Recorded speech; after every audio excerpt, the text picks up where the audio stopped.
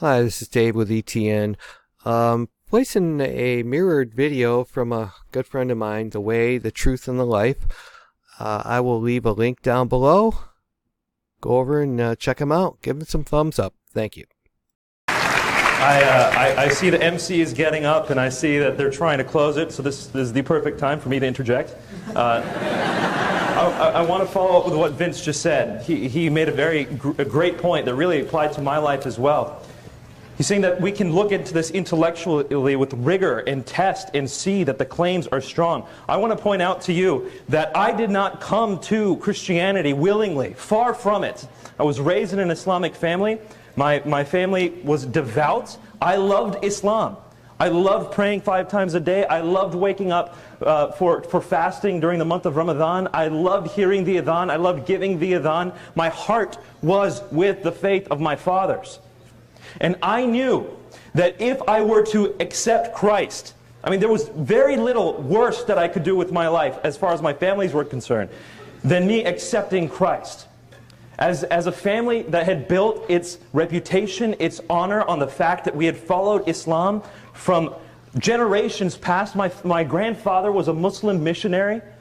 My great-grandfather was a Muslim missionary. The two of them spent their lives in Uganda and in Indonesia spreading Islam. Our reputation, our honor in this honor-shame culture came from the fact that we were devout adherents of Islam. And so for me, if I were going to accept Christianity, I was going to have to give up my parents who loved me from childhood.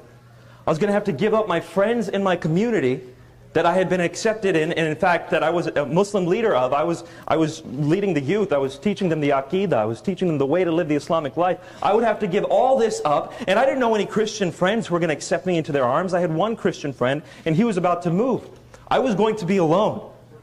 And I was going to do the most damage that anyone ever did to my parents. I was going to have to live with that. And I knew as the decision was coming, and I knew I had to choose between God and my entire life. Do I take my family, do I take my friends, or do I pick God? And when I could no longer run away from the fact that I had to pick my Creator, I bowed the knee and accepted Him. And what came next was the most painful year of my life. My parents... My father was a 24-year veteran of the U.S. Navy, retired lieutenant commander. I never saw him shed a tear until the day he found out I was a Christian.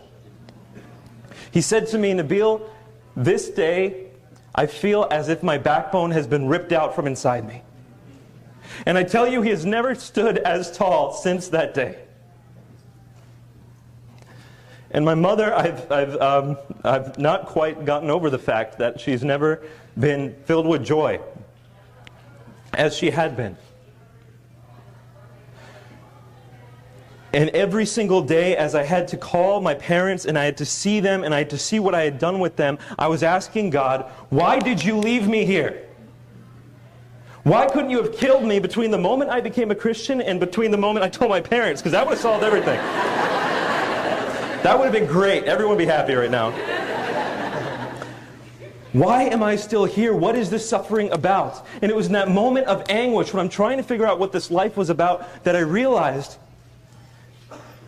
the reason God didn't kill me, the reason God didn't take me away was because this life is not about me.